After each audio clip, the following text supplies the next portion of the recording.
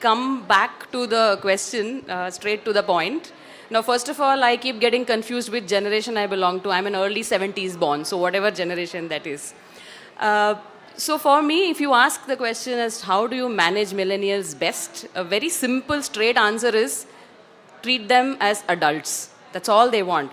All the other things we talk about, instant gratification, wanting to be there, wanting to do things, and wanting to have their way, these are all various manifestations of how they behave.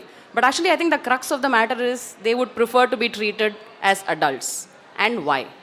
Now, coming to the why, I think it's all because the way we have brought them up, right? So, I think when our generation, or slightly older than me, when we were bringing up the millennials, most of the time it was nuclear families. So, they were always part of decision making at home. Might have been passive, but I'm sure these very young children, they realized that they were part of discussions when decisions about buying a home, buying a car, furnishing, and all of that was being taken. They were at least passive listeners in those discussions. So as they grew, they started being able to understand how decision making is done. They started understanding how things can be analyzed. How do you analyze the pros and cons? You take a step back and go a couple of decades prior to that.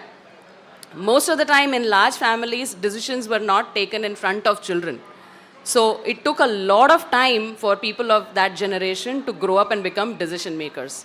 So rather than try and figure out why millennials behave like this and what we should do, I think a very simple answer is treat them as adults.